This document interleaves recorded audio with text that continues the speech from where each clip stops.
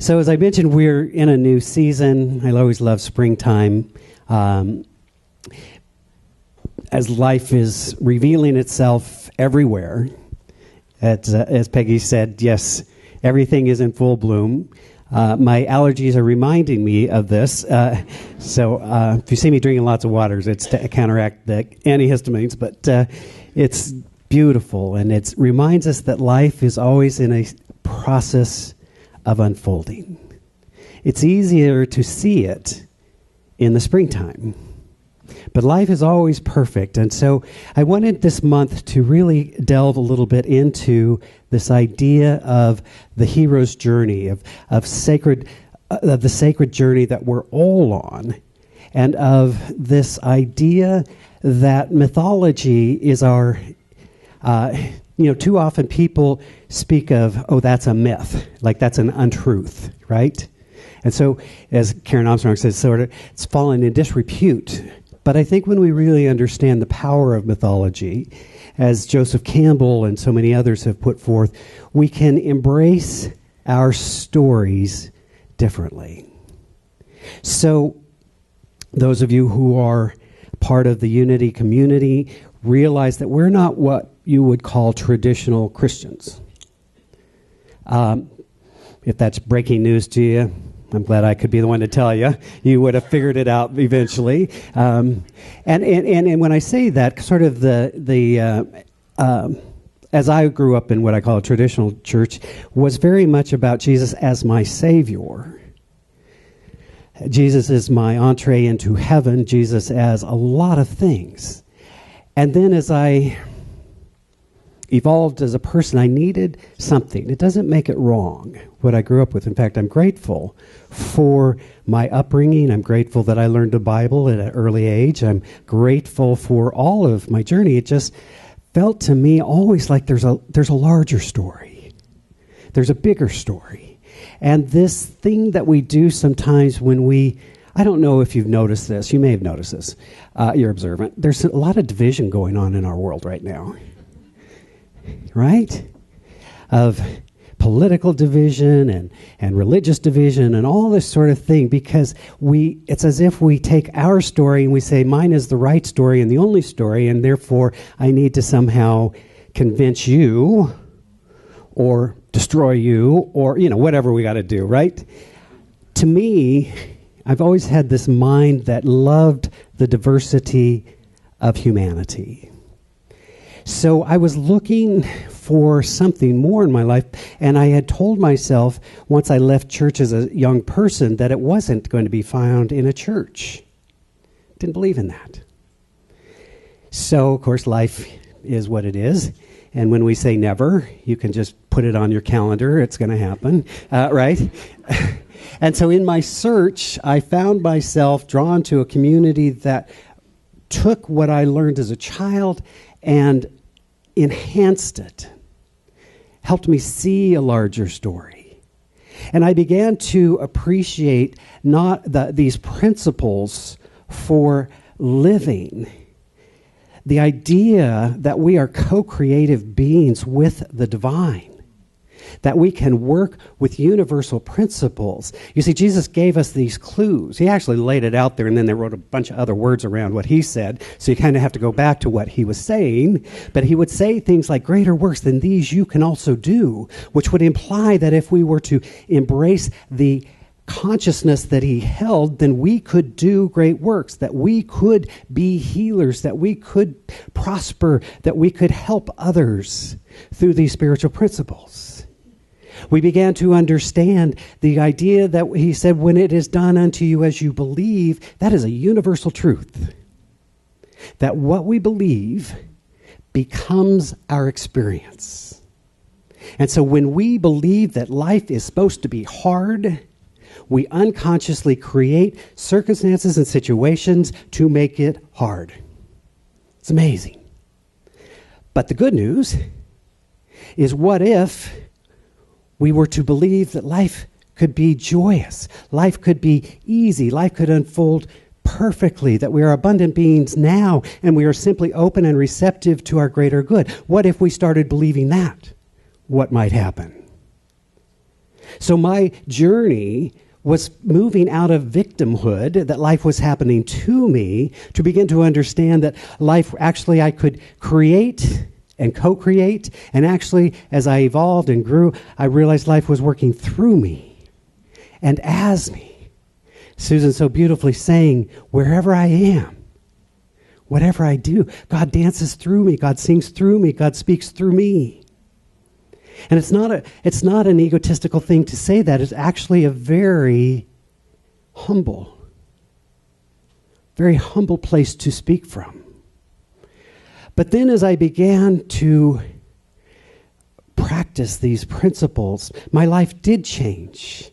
And my life evolved, and things at an outer level changed because things at an inner level had changed. But I also recognized that, I remember, I probably have shared this before, I remember being in school, learning from one of my teachers, and she shared a lesson that she had learned in her homiletics class. Homiletics, by the way, is when you learn how to sermonize, learn how to speak, so to speak. And she said, her teacher said to her, honey, that was a really lovely talk. And what did you say to the person who cried themselves to sleep last night? You see, and I've always remembered that, because sometimes in our metaphysical wonder, we can judge others, like that famous line of, how did you create that? Which I'm just going to tell you is not a helpful line when people are in pain. I'm just going to, I've learned a few things. That's one of them, right? People don't need to hear if you're embracing these. So we get this idea sometimes, this mistaken idea, that if we just got the consciousness right, then everything else would just flow, and there would be money and loving relationships and all of that. And that if we're not experiencing that, then something may be wrong with my consciousness. So we traded in old-fashioned guilt for new improved metaphysical guilt. Yay! Look how I've evolved and changed as time has gone by. So I remember when I began to study this idea of the hero's journey that Joseph Campbell puts forth. And I always like to get this clarified. Hero is a generic term like doctor. But if you want to put Shiro in there, I'm cool, whatever. But I'm talking about a universal journey that we're all on, going through this. So if you could give me the next slide, please.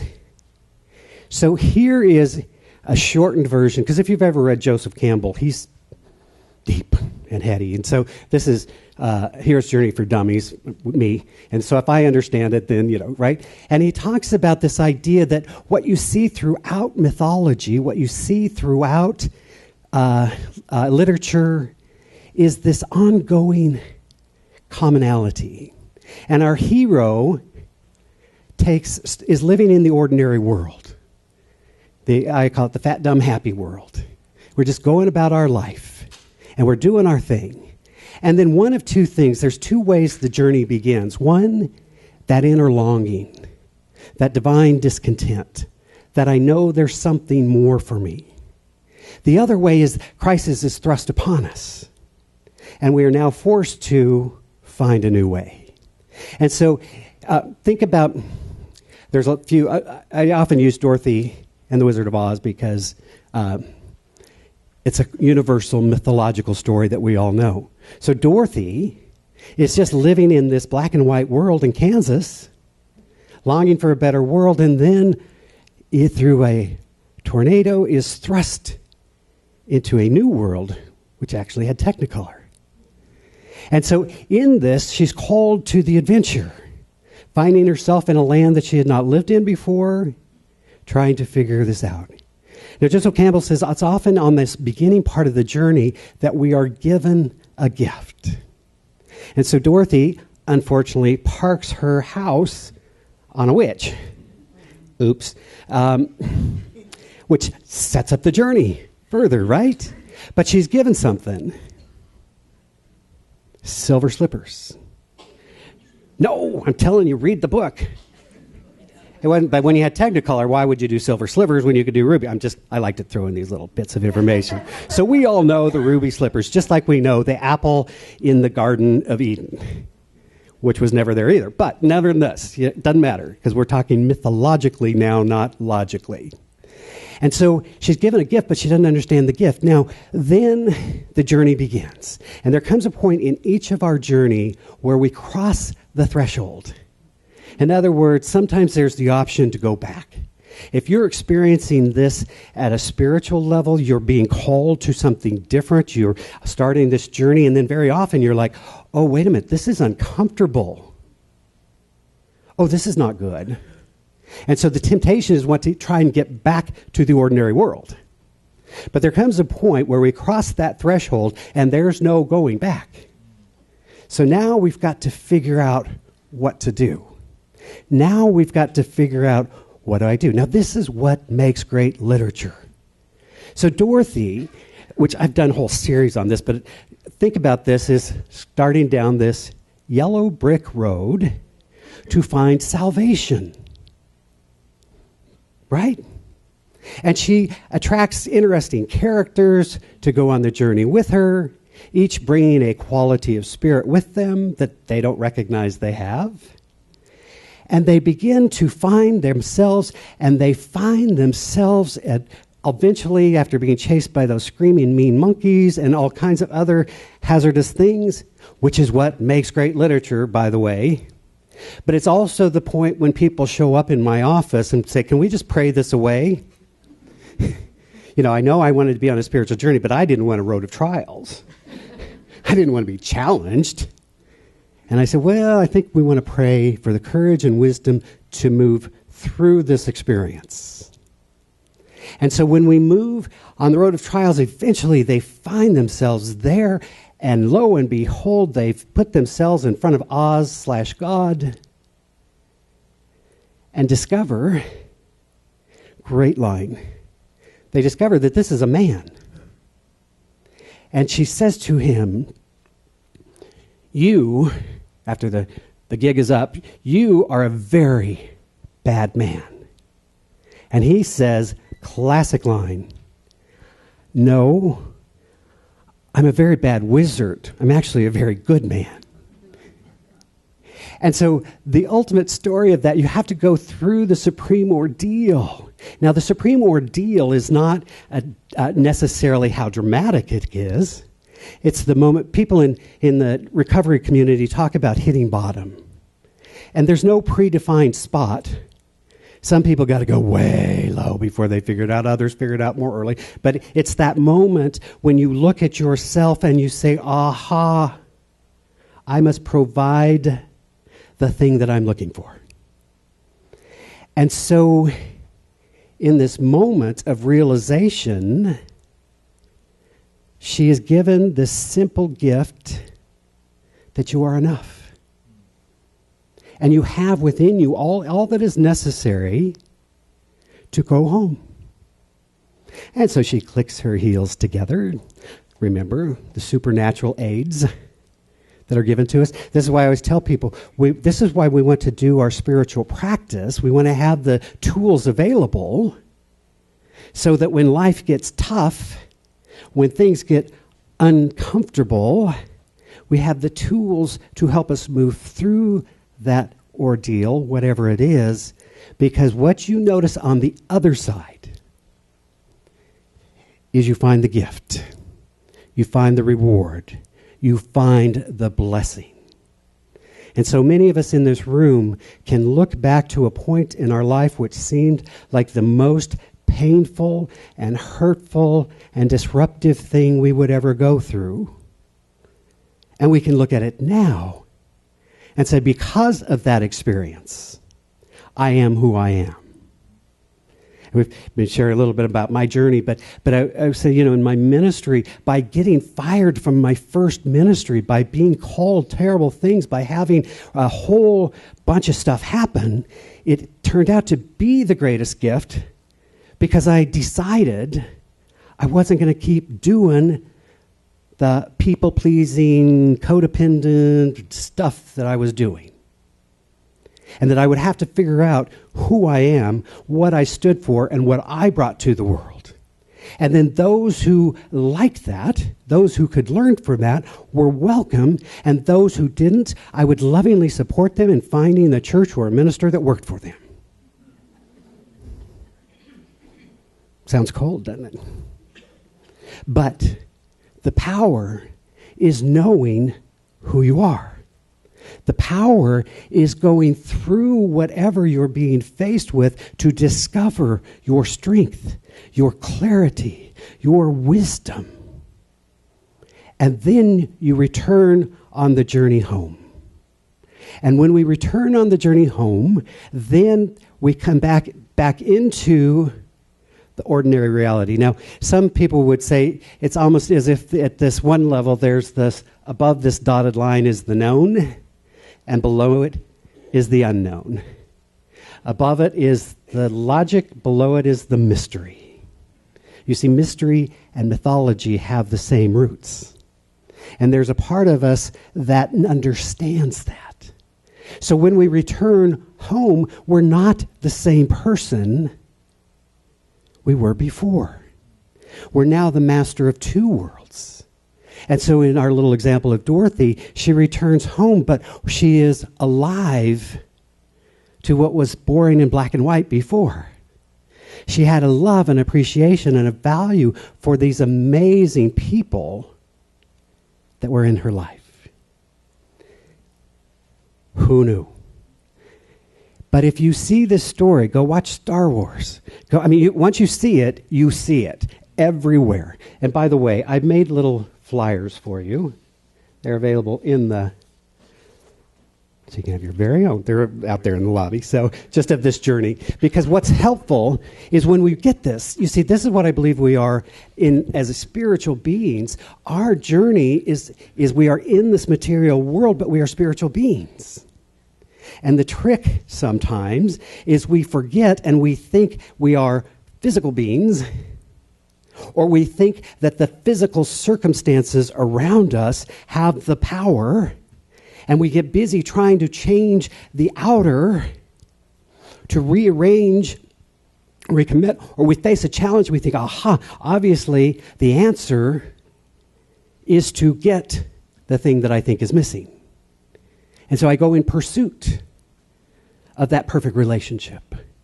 I go in pursuit of the thing. I go in pursuit of all these things instead of stopping and realizing, aha, maybe this isn't so much about changing God's mind, if you've ever prayed that way. And I know you haven't because you're much more enlightened, but I have. Maybe it's about me changing my mind about the nature of the divine. Jesus said to us that this divine presence, this power, this Father, he called it, delights in its self-expression through us. It wants to be expressed. But we have to be aware of that holy relationship. And so sometimes by going through this journey, it may be an ended relationship.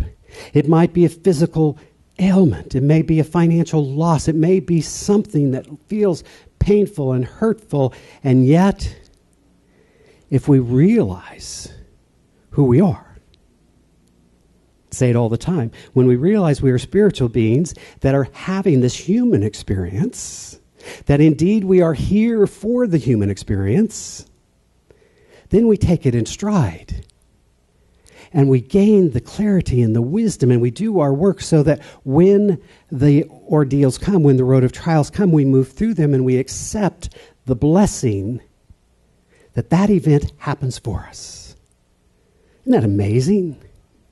So for me, understanding this, there's a time when we want to really look at how do I co-create with the divine? How do I use the spiritual principles? But there's also a time to look at what's happening in our life and bless it. What is this here to teach me? What needs to be revealed? You see, I go back to some of these classic, like in Star Wars, if you remember the early one, the first one, which in my mind's still the best one, but Luke goes through the same exact journey. He wanted to go out into play in the world, but he had responsibilities at home, and then they blew up his home and his parents, so, he was freed to go do his journey. And he was given training, he was given tools, and he was given all this stuff, and he had a mentor. You may remember that little green guy, Yoda. And Yoda taught him many things, and they did all of this stuff. But there came a point when Luke had to have this encounter. And Yoda says to him, you can't take anything with you. Actually, Yoda said, with you, nothing you may take, because it's Yoda. But, right? And so he has built his tools, he built his consciousness, he built his, but ultimately he came face to face with his darkness. As we move through this month, I'll refer back to this journey, so I wanted to spend a little bit time on it because you see it over and over. And when we start reading mythological teachings, including the Christian mythology, I'm going to call it that, don't mean it demeaning, you see these things. Now, here's what I know about mythology. I've been thinking about this a lot lately. Because we have sort of diminished that in our Western world, in our logical way of thinking, we sort of diminish the mystery, the intuitive side, the more feminine aspects of who we are. And what we should know, and here's what I would have you know today, things don't have to be factually accurate to contain truth. You see, our Western logical mind, logos, that mind, wants to be able to measure, to point, to have five senses, to do all of these things. But the mysterious mind, the spiritual mind, knows the larger story. And so something, when we look at, I often talk about learning about Jonah and the whale in Bible study. At the same time, I was learning about how to dissect a frog in science class, and I was getting two very disconnected stories about digestion. Right? Because what I was learning in school, Jonah didn't make any sense of just popping back, hey, I was just hanging out in the digestive system for a few days, right? Didn't make any sense. Many of the stories that we've been given don't make logical sense. But they don't need to if we can move into that mythical mind, into that mystery. When we can embrace that, then we understand that it's speaking to us at a larger story. We'll look at this as we look at death and resurrection, the common story throughout the ages. We'll look at that. So for me, there's sort of this shift when rather than saying, well, my logical mind sees a challenge, a problem, and opportunity, whatever metaphysical thing you want to call it, and say, well, how do I solve this problem?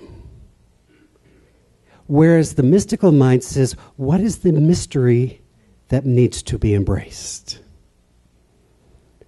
See, there's a mystery unfolding through all of us. We're each on our own individualized sacred journey. And while you can have people that will give you tools and give you inspiration and give you hope, ultimately, we're each on our own to find our own truth and to live more fully. That feels complete. If I start, then we're going to be here another hour. So, right? So is this helpful? Yeah. So when we, so sometimes we want to just solve a problem, and sometimes we want to say, ooh, something's trying to happen. Something's trying to reveal itself. And maybe I'd rather not have this situation, but since it's here, perhaps it's bringing me a gift. And again, I'm just going to remind you, the gift is on the other side. See how that circle goes? It's like, well, I'll just skip over that. Okay.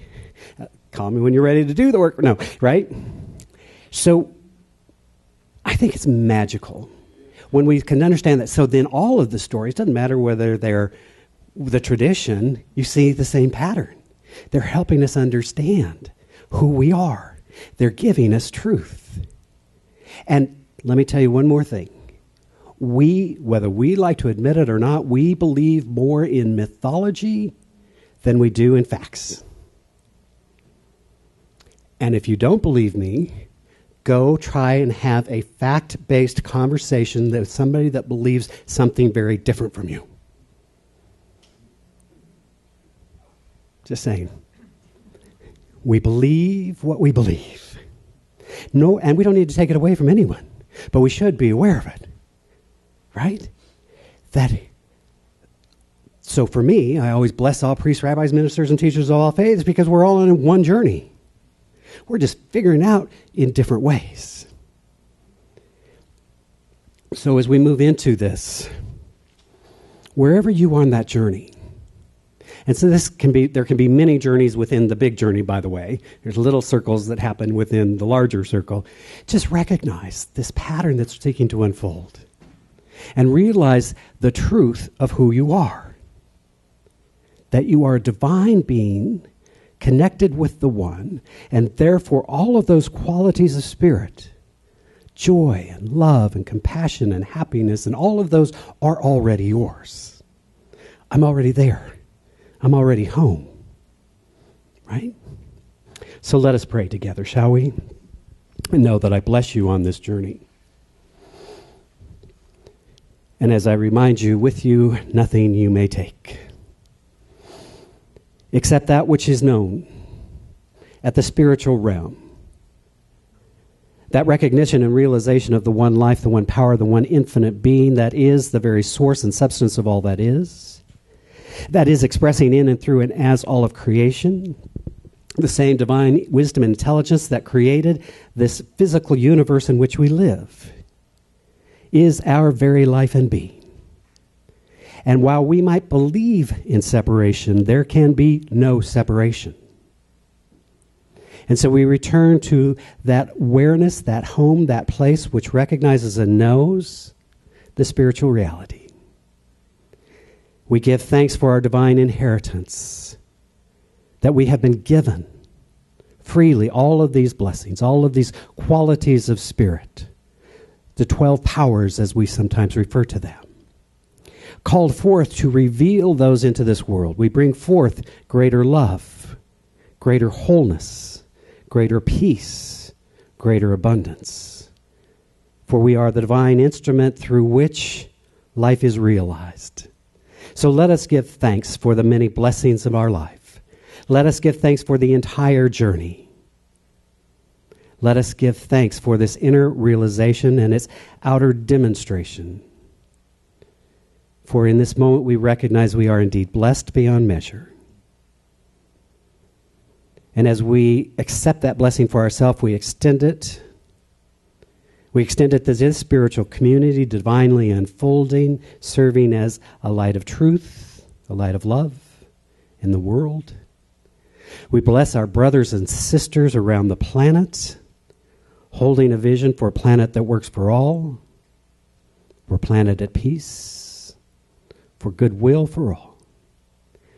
And as is my custom, we bless all priests, rabbis, ministers, teachers of all faiths.